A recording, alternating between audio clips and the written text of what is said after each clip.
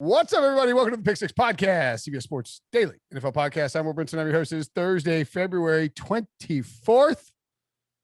We are getting close to the combine, right around the corner. Free agency right after that. Another year of NFL coverage. Another year closer to death. Just kidding. Joining me to break down free agents on defense, the one, the only, Tyler Sullivan. Sully, what's up, buddy? What's going on, Will? Where do we start? I think that was like a paraphrase of a movie, right? Like, isn't it? Oh no, it's a line from Arrested Development when when they were trying to pretend like it's George Senior's birthday party. So Buster won't be upset, and he's like, "Why did you?" He's like, "You got a coffin?" He's like, "That's for his birthday." He's like, it's a joke. When you're closer to death. Anyway, really esoteric start to this podcast. If you're watching on YouTube, youtube.com/pick6, like and comment on the video. If you haven't already, hit the subscribe button and turn on alerts. This is alert season, emergency podcast season for the Pick Six Podcast. We will have tons of free agency pods, I'm sure, trades when they go down, et cetera, et cetera. Aaron Rodgers makes his decision. Tom Brady returns to the comes back to football and plays for the 49ers, all of these things. And if you're listening on Apple Podcasts or Spotify, leave a 5-star rating. You leave a review with a question attached to a 5-star rating on Apple. We will get it answered in an upcoming mailbag. Can be about anything, football, life, whatever. Over at cbssports.com, you can read Sully's top 25 defensive free agent list. We are going to run through these guys. We're going to look at the top 10 on sort of a one-by-one basis. We actually may sort of lump some of these guys together as it fits, and then take a break and then rip through some of the other guys on the list who are notable free agents. Bearing in mind, and this is not your fault, nor is it really even the editor's fault, Sully. These lists are kind of stupid until franchise tags are done. 100%. 100%. Like, you're writing them and you feel stupid, Because you can go through all of this top 25 and there might be a top 12 by the end of it. Right. It's been this way for as long as I can remember, as long as we've been doing top free agent list. Because maybe Pete Prisco did his after but way back in the day. But as long as I remember the CBS, we do these lists and you do them as soon as the Super Bowl ends. And then you're like, wow, this is a loaded free agent class. And then all of a sudden, 8 to 10 tags later, 10 to 12 tags later, whatever it is, suddenly it's very, very thinned out. I will say that I think this defensive class that you've got will largely sort of hit the market. So it's not as bad. Like the offensive side of things that we detailed yesterday with John Breach and Patrick Walker had done that list. I mean, it was kind of a joke. The top guys were just not going to, just a lot of those guys were not going to hit free agency. But I think looking at the top of this list, Von Miller, Los Angeles Rams traded for him. He's said he loves playing in LA, but by all accounts, I believe Mike Garafolo of NFL Media reported he's going to try and test the market. Actually, let's put these two guys together because Von Miller and Chandler Jones, both older at various points, elite level edge rushers. Both guys are pretty good, decent against the run. I guess Chandler, Von certainly good against the run. Miller wins the Super Bowl ring. Chandler Jones, had that whole contract squabble with the Cardinals. What led you to put them at 1 and 2 on your list? And do you think either guy will actually hit the market? Yeah, I think that, you could say technically they'll hit the market. Like Von Miller is a great example. I don't think that the Rams are going to give him the franchise tag, but I ultimately think he's going to re-sign with the Rams. So it's like, sure. Yeah, he might hit the market per se, but really it's a formality. He'll go back. It reminds me a lot of what Tampa did last offseason where they just brought all their guys back, especially someone who is, a Von Miller stature. And again, both those guys, I put Von Miller over Chandler Jones just because we've seen him be a factor in that, quote unquote, that's a cliche, but that winning culture. He's a winning player. He can get you to a Super Bowl, help you be a Super Bowl MVP type of player. And Jones certainly is capable of that. I mean, they both can get after the quarterback. But for me, again, you're splitting hairs. You just put the playoff success over that to get Von Miller at the top, even though my top guy probably won't even be on the market when the thing really rolls around, or at least won't really be on the open market. Well, no, I think Von's interesting because he now has, obviously he only played for Denver his entire career, traded midway through the season last year, plays 15 total games, 9.5 sacks. It ended up, he's now 8-time Pro Bowl, 3-time All Pro, 2-time Super Bowl champ, Super Bowl MVP, Defensive Rookie of the Year, 2010 Hall of Fame All Team. Like, he's a Hall of Famer. Yeah, 100%. Nothing. He doesn't have to do anything to increase his legacy or whatever. So if for some reason a team like the Jacksonville Jaguars wanted to give him $25 million a year for 5 years and like 75% guaranteed or something insane, he could say, yeah, you know what? Winning was fun, but I've got 2 rings. I'm going to go make some money. I would guess that he's more likely to go back to LA, but I do think that because in LA with their salary cap situation, I don't think is really a candidate to tag him. No, I don't believe so. There was a couple of articles, how you can shed cap space and all that stuff, but for the time being, it's pretty difficult for them to do too much stuff like that. It would be pretty surprising if they tagged him. So I do think it'll hit the market, and then I think it'll probably be, okay, let's see what kind of offers we get, and then weigh that against, coming back to LA. Is Aaron Donald returning? Run it back. Because, Raheem Morris will be back. I think that's a big plus for him. Certainly, I think he loved being in LA, and that team was really good, and he played great in the playoffs and down the stretch, and is a difference maker. If they want to try and, make a run to repeat, and, that would be, I mean, look, you live in LA, you're rich enough already. It's not a bad spot to be in. The defensive scheme now. You got great teammates. Wouldn't be that shocking. I think one of the things, though, with Von Miller that we need to watch with, and I know you probably talked about it a ton with Devontae Adams, is, well, what's going to happen with Aaron Rodgers? What's the situation going to be there? If all of a sudden Aaron Rodgers becomes a Denver Bronco, and it's growing, it's seemingly more unlikely with all of this stuff that he's talking about with the Green Bay Packers. It seems like things have subsided, but let's just say the Denver Broncos get themselves a legit quarterback and they feel like they're in the thick of it in the AFC. Well, I mean, that would be a pretty nice bookend to a career that you could, have your cake and eat it too. You go back to the team that you've made your Hall of Fame career with, and you're kind of still being that mercenary going to a team that's contending for a Super Bowl. Yeah, and you would have helped your team out by getting them some draft picks and then returning there. And that was for LA. I don't think it's a big deal. That's a cost of doing business. They give up the picks. They won the Super Bowl. I think they're perfectly fine with it. Jones, obviously drafted by the Patriots back in 2012. Was it Dante Hightower? That was the Hightower Chandler Jones year. Yeah, man, really kicked. It's a good draft. Hasn't been great since, but I just mean it's like that sort of kick-started, the second or the third era of Brady or maybe huge draft for them. Huge draft for them. That second wave of titles was, really on the result of yeah, right, exactly. Played 4 years for the Pats, then traded to Arizona, where he has led the league in sacks. Although disappointing year last year, I think made the Pro Bowl, of course, but quote unquote, just 10.5 sacks in 15 games, and the Cardinals trailed off down the stretch. And I'll tell you this, Will, quickly, with those double-digit sacks, it is misleading. He had 5 in week 1. Oh, that's right. So he just went absolutely insane at the start of the year. And then, so it wasn't as balanced as you might think a 10-sack season would be.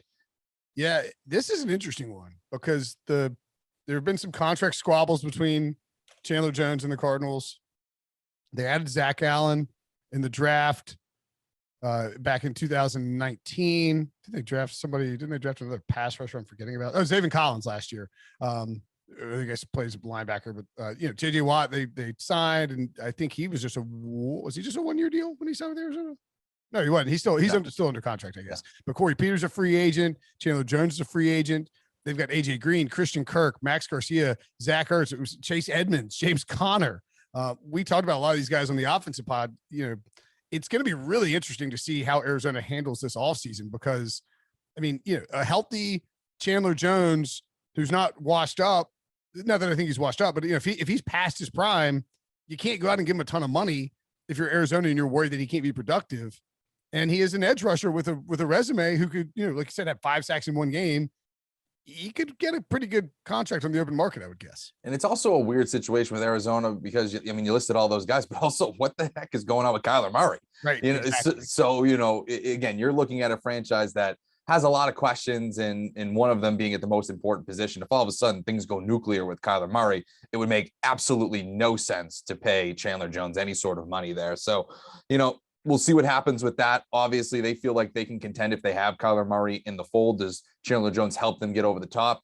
For me, I look around, and for a guy like Jones, I almost feel like he could be more of a mercenary too, where it's, let me go find a place. I know he's won with New England, but let me go find a place where I can kind of, I've made my money in Arizona. I've kind of put up the statistical numbers with the Cardinals. Let me see if I can go somewhere in the league, maybe a Kansas City or a Buffalo or something along those lines to really solidify myself in terms of a resume builder.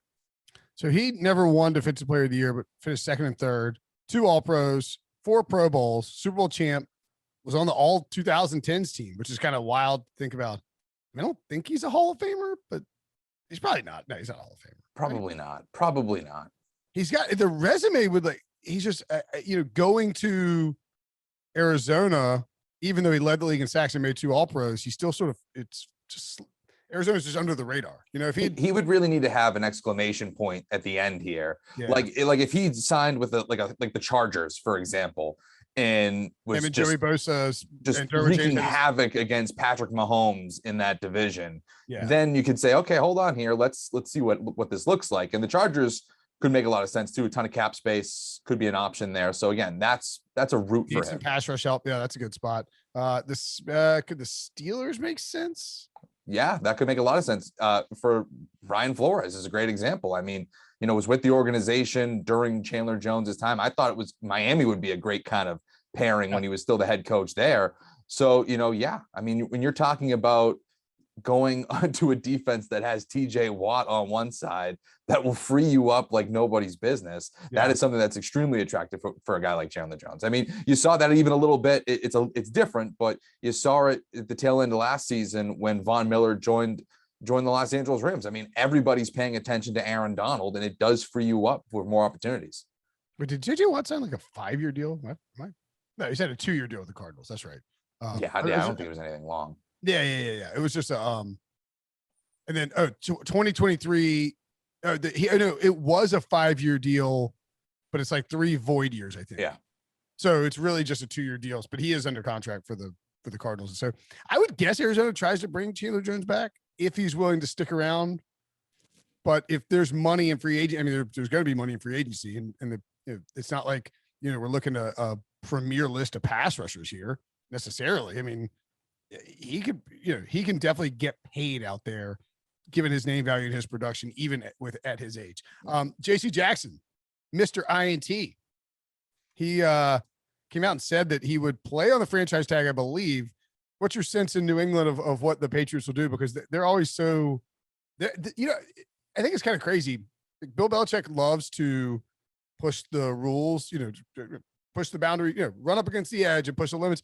He's actually always abided by the spirit of the franchise tag, which is very bizarre. Yeah. So to me, I think what's going on with JC Jackson, again, he spoke to NBC Sports Boston's Phil Perry about this and basically said he hadn't heard from the Patriots and was kind of surprised that he didn't.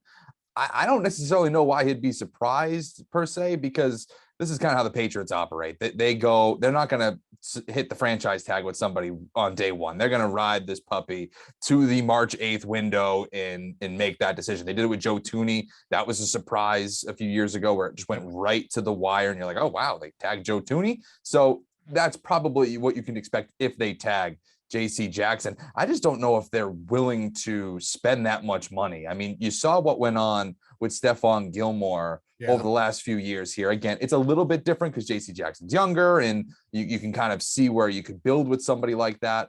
But I don't know if they're going to extend themselves as much as they did for a guy like JC Jackson. And you're talking about potentially a market setting deal. I mean, if you look at Spotrac, they're projecting $20 million a year for average annual value for a guy like JC Jackson. And Bill Belichick's just not going to do that. Now, I will say, as much as the Patriots won't do it, they've put themselves in a bad spot. I mean, they almost feel like they could be forced to do it because there's nobody behind them. I mean, you could let a Stephon Gilmore kind of unfold the way it did last year because you have someone like JC Jackson. Right now, you don't really have much of anything. You have Jalen Mills there, but he's more of a slot corner, in my opinion. He moved a little bit outside towards the tail end of last year, but he's not a true number one at all. Yeah, and if you think about the Joe Thuney thing, it's not like the Patriots didn't want to sign Joe Thuney to a long-term deal. It was just going to be impossible to get anything within reason. Like he was just going to command massive money. And so I think you could see them tag JC Jackson knowing that, okay, we still think we're competitive in 2022. We would like to sign him to a contract. You know, like my point being is I don't think Belichick tags guys that he's just doesn't want to have around. You know, he's tagging them. He's willing to do a deal.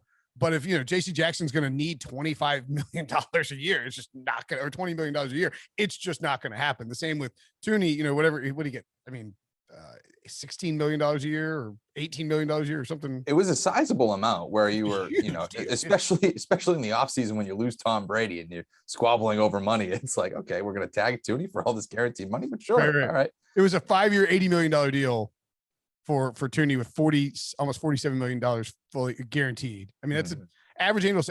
Belichick is not going to pay somebody to be the top. I mean, it's unlikely he's going to be the guy who sets the market. It's very unlikely. He will try to do what he did with Gilmore a few years ago, what I think he did with Matt Judon last offseason, signs them to aggressively signs them to a very lucrative deal, and then they kind of blossom under his coaching to another level. So he's almost creating value through his coaching, if that makes any sense, where it's, I'm going to sign him because he hasn't really produced to the level I think I can coach him up to, and I'm still getting some value there. So you've already seen that with JC Jackson. I don't even know if the Patriots, as much as they have a history of having those, great cornerbacks, whether it's, going all the way back to Ty Law or Stephon Gilmore or, even Malcolm Butler for a time, even after that Super Bowl, they don't necessarily have the like to really utilize those shut down corners. We're going to just put them on this side of the field. They'll put them on the number 2 guy and just try to erase him, and then double coverage the number 1 receiver. They scheme a lot more than other teams when they have an elite corner. So like Gilmore, they wouldn't say, oh, go cover DeAndre Hopkins. They'd be like, go cover Christian Kirk, just eliminate him. And then I don't know why I'm using the Cardinals here, but they eliminate Christian Kirk, and then we're going to put 2 guys on DeAndre Hopkins. Right. And maybe they did more with Gilmore in terms of letting him shadow guys. Also with Gilmore, that was a calculated strike by Belichick in the free agent market, just like Judon. He felt like this is a player who has been underutilized throughout early in his career. Whereas JC Jackson we brought this guy up on, we think this guy's, if this guy gets a huge contract from somebody else, it will look bad 2 years in because his success is partially tied to being in New England. And frankly, for the most part, Belichick has looked pretty correct about that over the course of his coaching career. Marcus Williams of the Saints, part of that heralded 2017 draft class. And we'll loop in Jesse Bates as well. One of the blossoming like a borderline superstar, honestly. Maybe not a household name per se, but one of the Bengals' best players, key to that playoff run. Both guys have been a little active on social media. Bates tweeted out eyes emojis, or the eyes emoji, excuse me. Sound like a dad. Which everyone was led to believe he's going to sign a big deal with the Bengals. I would be shocked if Cincinnati let him walk. I think that's a clear-cut franchise tag situation in Cincinnati, especially the safety tag is not even that prohibitive. So you can't have a guy that good on a defense like that and let him walk. And I don't think Jesse Bates wants to leave. It's the team that drafted him. They just were in the Super Bowl. If you look around, like Rob Gronkowski said, I want to play with Joe Burrow. This is a team, somehow Cincinnati is going to be an attractive free agent spot. Right. I mean, well, you have an ascending team with a very attractive quarterback that, like you said, people want to play with. And I don't believe the franchise tag is that bad for the safety position. I mean, even Williams, who was playing on it, I believe I read this, he was playing on it last year where it was like $10 million. If he gets tagged again, it's only like 12. It's not that crazy of a number for somebody who you believe, whether it's Bates or Williams, it could be a cornerstone to your defense. And like you said, both of those players, especially Bates there too, I don't believe the Bengals are going to let him go. I really don't. It seems like a tag situation. You have a core that you just reached the Super Bowl with. And as much as we talk about, Joe Burrow and all the receivers he has and Jamar Chase and obviously Joe Mixon in the backfield, that defense was pretty good. I mean, you have BJ Hill in there, you have Trey Hendrickson, you have Bates, deep. That's a good little, that's a good core going into next season to try to defend that AFC championship. Am I crazy. We don't have. Do we have the number? I missed we don't have the numbers, right? I don't think we have the exact numbers. A lot of We projections. have projected a lot of projections. Yeah, because they haven't announced the actual full salary cap yet. No, I don't believe that that's right. true. Right. That'll be coming soon. I was like, man, I'm really dropping the ball here. I was like, I swear, I feel like I would know those. Yeah. So let's see, where was the franchise tag numbers 2022. I think there were some projected numbers on spot tracking over the cap. Looking like safety is like 13 million. That's not nothing, but safety is sort of the parallel on offense with tight end, where it's gonna be like around $11 million. Where, if the Bengals can't work out a deal with Bates, they're going to tag him before letting him walk out the door because they have tons of salary cap space. And then you tag him and work out the deal. The reason you try not to do that is because, one, you bring more guaranteed money into the deal already. The player could, and it's a little insulting to hit him with a tag. And then instead of working out the deal, if you can pull it off. So yeah, I would expect that he gets tagged. Marcus Williams playing on the tag last year with the Saints salary cap situation. And I know Saints fans will tell you all about it. He's, they can get under so easily. It'll just be magic beans time. I would expect Marcus Williams hits full blown free agency. And he even tweeted or he put something on Instagram basically saying it was a countdown to free agency. Yeah.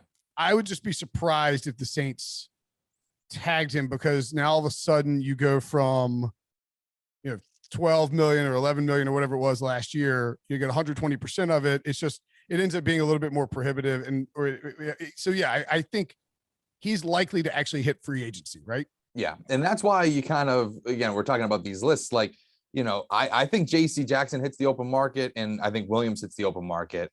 That's, in a other ranking, that's the number 1 and number 2 player on this list right now. When you start eliminating maybe Chandler Jones, who works a deal out, and Von Miller, you're talking about guys that are going to a free agency where teams have plenty of money to spend. Mm-hmm. And, Williams is only 25 years old, or I don't know what he's going to be at the start of next season, but you're talking about young players hitting the market. That is a recipe to get paid. Yeah. And one of the things about the Saints draft class too, is that it's great that you hit on all these guys in 2017. I mean, it changed the franchise. It gave them a shot at making a Super Bowl run. Didn't happen, but they were one of the best teams in football for 3 or 4 years. And Drew Brees leaves. Now Sean Payton's gone. It's just hard to re-sign that entire draft class, especially when you have all these other cap considerations to deal with. Right. I mean, again, it's a wave, and it ebbs and flows. You get a wave of young talent that comes in, but eventually it's going to come crashing down because you have to pay all of them, or at least find those select few that you want to bring in. Probably should have looped Carlton Davis in there as well, since he's a defensive back. Whoops. Good job by me. I think the buzz you heard from Rick Stroud pointed this out, and I think I read this tweet twice on yesterday's podcast. I just wasn't listening to Breach. Or he read it and I read it. They want to sign Chris Godwin so that it frees them up to use the franchise tag on Carlton Davis. Yeah. And even though the ACL makes it really difficult to sign Godwin, maybe because he's injured, it's easier to hammer something out because he wants that guaranteed money, coming off an ACL. And then, Carlton Davis might be thinking, man, if I hit free agency, like I'm one of the top 2 cornerbacks on the open market, or one of the top, I guess, Stephon Gilmore, we can go ahead and mention these guys too, I guess. Stephon Gilmore and Tyron Matthews are both on the list as well. I would say that Carlton Davis maybe obviously doesn't have the same resume as either of those 2 guys, but I think because of his age, his success early on, pedigree, coming from Auburn, maybe a little more interest in spending on him versus, we saw Stephon Gilmore not exactly drawing, a ton of trade interest for a former defensive player of the year. Yeah. And you're talking about an injury that he was dealing with, you can put air quotes on that if it was more of a holdout injury type of thing that he had with New England. But you're talking about an older player that, again, yes, 2019 was the defensive player of the year. That's not that long ago.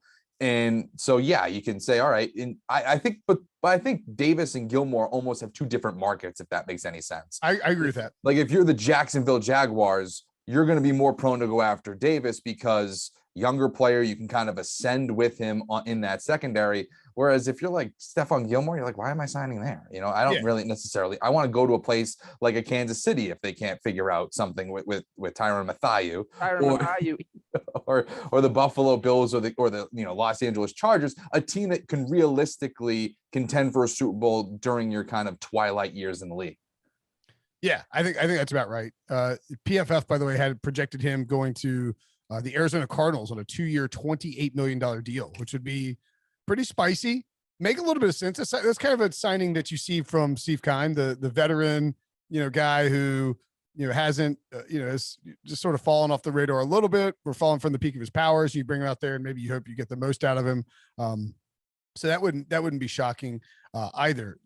One team that I think is interesting, though, really quick, just one thing that's interesting in the NFC West, though, because you're trying to pair these, who's going to have space, who's not, what's going to happen. We're not looking at the 49ers at too much, but if they get rid of Garoppolo, you're talking about freeing up a lot of money go at, and you're cashing in on a young quarterback in his rookie contract.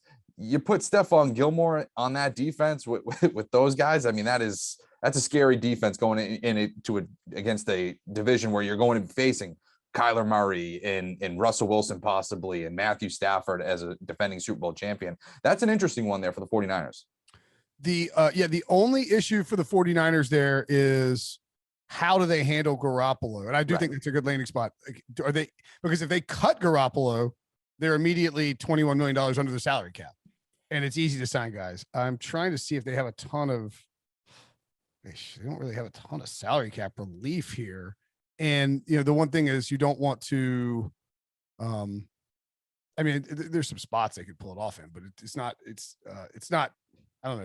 It doesn't look like a clear cut, maybe maybe you can do some restructuring and all that. I mean, obviously those options are always on the table. I think that would make a lot of sense, especially if you're under the impression that the Cardinals are chasing after Gilmore, you try and go and you need to add some cornerbacks to the point of Garoppolo. They won't get that salary cap relief in a trade until the new league year begins, at which point in time they would already have to be cap compliant. So it would have to be bang, bang really quick to try to even. I don't think you can, because the trade wouldn't become official until 4 p.m. Right, but you could make we had that Stafford deal last year in January, and it became official in March. But we all knew what was going to happen. It's the same thing with the tampering period. You could come to terms and figure all that stuff out almost after the fact once it becomes official. No, but I'm saying from a cap space perspective. Sure. So, I guess that's true. You could figure out the deal if you had a trade in place that goes into effect immediately once the league year begins. And then you also have a deal in place through the tampering period where you're going to sign Gilmore. It would take a little bit more math, but I think you just need to get cap compliant and that's doable. It's just not, you're sort of just, it's not, you can't just be like, all right, we're going to take our time with Jimmy. We'll see how this plays out. And then go sign. You have to, it's a little bit more complicated than that. You have to have that deal done. The trade done with whoever is taking on Jimmy, and that way you can then approach how you handle free agency. Which I don't think that's totally out of the realm of possibility, because if you're a team, let's just say you're the Pittsburgh Steelers, and you're trying to figure out your quarterback situation. I know that they have a ton of skill position players, but the Patriots went through this last year. Is Hunter Henry and Jonnu Smith going to want to sign with these teams if you don't know what the quarterback situation is? That was a lot of the speculation of why they were going to bring back Cam Newton, just to say, hey, listen, we have Cam Newton, come sign with us. Right. So I do wonder if, teams are just going to want to have that figured out, especially if they're more in a trade situation than they are in a draft situation. Right. Yeah. I think if you're trying to trade for Jimmy Garoppolo, you want to go ahead and get the process done, because you can say that people can hate on Jimmy all you want.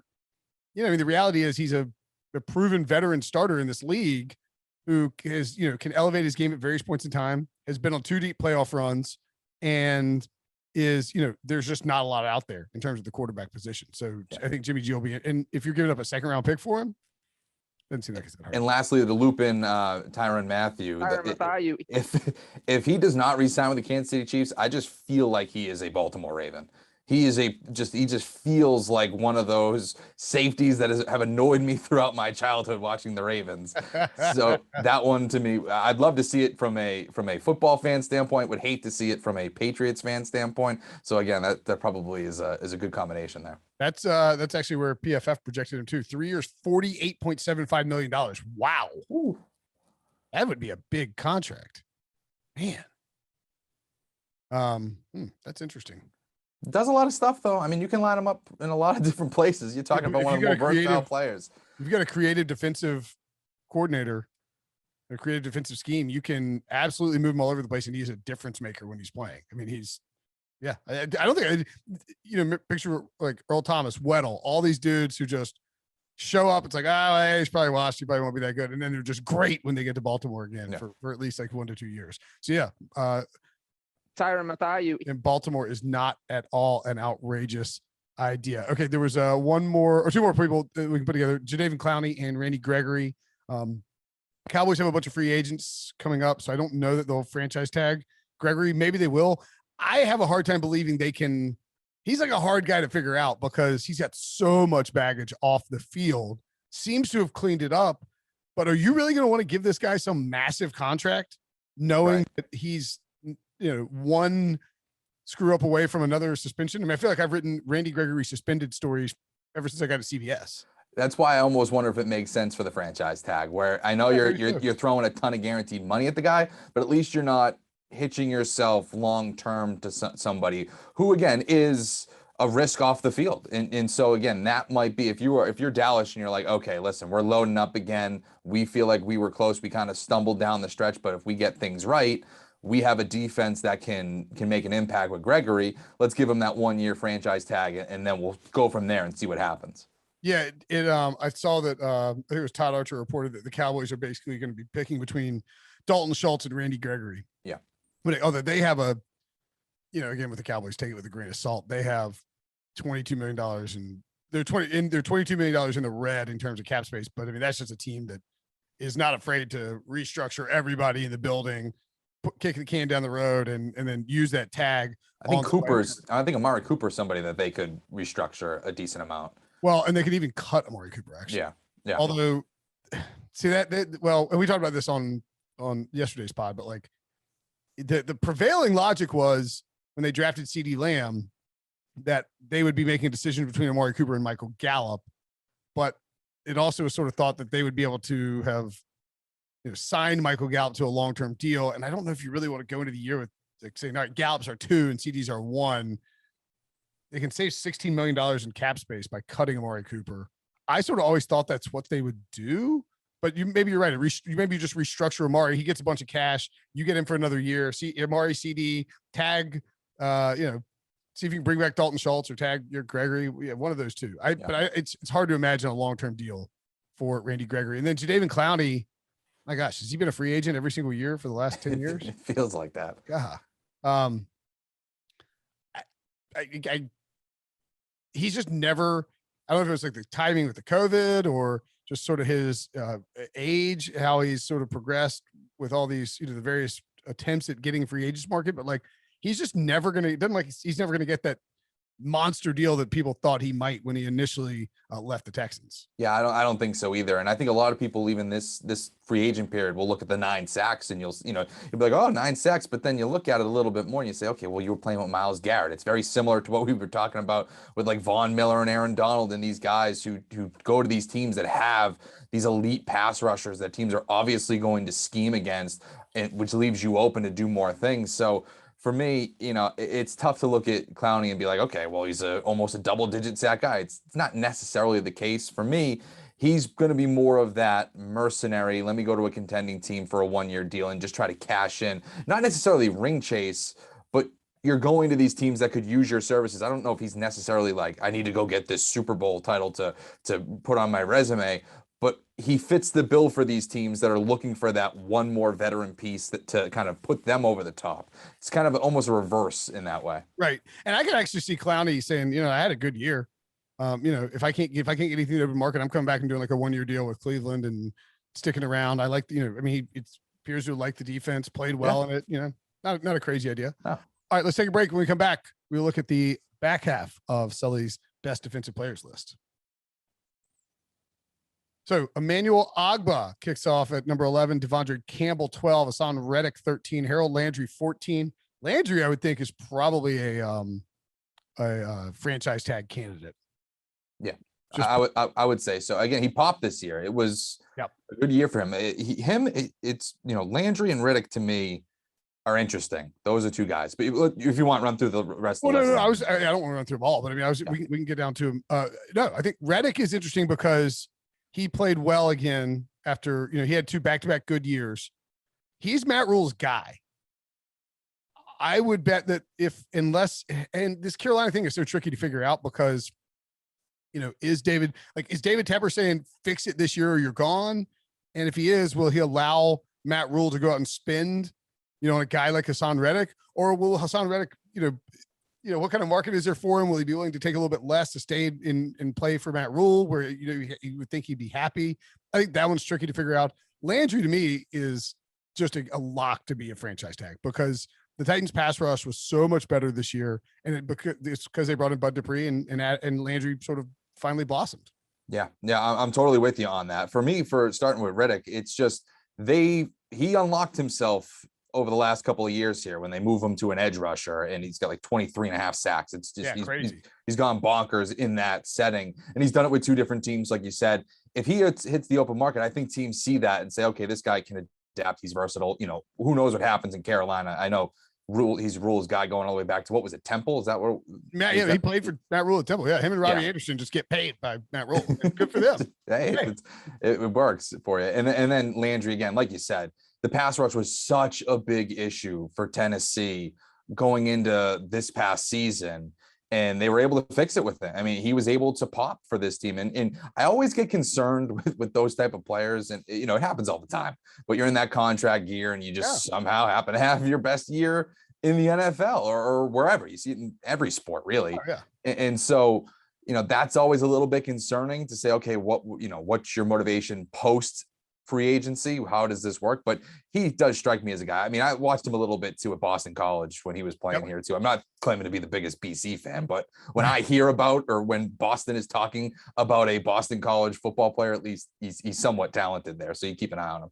Yeah, I think at his age, 25, former 2nd round pick, I thought was kind of a steal. Oh, Spring Lake, North Carolina guy, shout out. I mean, we'll turn 26 this off season. He was drafted 41st overall. I would be really surprised if the Titans didn't try to retain him because, it's a homegrown guy. And I would, not that I'm like crapping on your list or anything. I just think you could even push him maybe a little bit higher. Yeah. Like I would, if I'm a franchise, I'm way more interested in giving Harold Landry decent money versus paying Jadeveon Clowney, a 1 or 2 year. And they're different, they're little different players, obviously. Well, that's what's tough with lists like this too. It's like the same team that necessarily is interested in Landry is maybe not interested in Clowney. So you're like, okay, how does it work? To your point, if you're the Jaguars, do you go and get, let's say they hit the free agent market. Do you go sign Carlton Davis and Harold Landry and try and, inject your defense with some youth and some talent and put, Harold Landry across from Josh Allen would be spicy. Yeah. Say like you're not going to get Jaguars not going to sign Jadeveon Clowney. I mean, it's right, exactly. Maybe they might, maybe they would. If how about this? It wouldn't be smart. It would if you're trying to build something. Right. Clowney's not going to do anything for you in the next. He's not really going to do anything for your franchise. You might make it look. The stats might look a little bit better for 1 year, but that's really about it. He's not going to put you over the top. Yeah. Quandre Diggs, Akeem Hicks, Casey Hayward, Marcus May, DJ Reed, Steven Nelson, BJ Hill, Tre'Davious Ward, Jerry Hughes, and Justin Houston round out the top 25. But again, it's Justin Houston, same sort of thing. Like same thing. If you're a team that's trying to sort of build something, not like Justin Houston be bad. He's leadership, it's great skill set. But are you going to go out and pay Justin Houston, or does Justin Houston want to play for a bad team? More than likely not. BJ Hill on here is really interesting to me. And I know I'm a State homer, obviously, but he was traded in the middle of the year by the Giants, who had drafted him in the 3rd round, he goes to Cincinnati and has, probably his best, or was he traded in the offseason? He was traded in the offseason. Offseason, yeah. Yeah. But under Lou Anarumo, he has his best year. Obviously, he was traded midseason for some reason.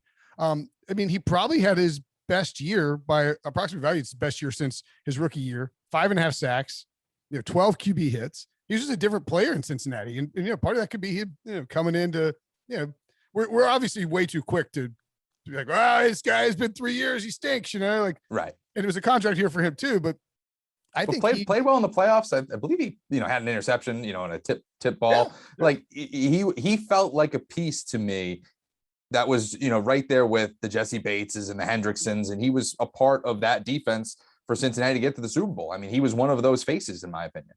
He actually might be, Sully, I sort of wonder if he isn't a franchise tag candidate as well. Defensive tackle, 17 million projection. That is expensive. Is that right? Defensive tackle is like basically about even with defensive end now. That's crazy to think about. That is wild. If they sign Jesse Bates, Donald does something. Maybe that's Donald bringing it up. I guess it's the. Yeah, that's right. The salaries have been cranked up. I guess you could. That's pretty rich for BJ Hill, unless you think that's rich for a team.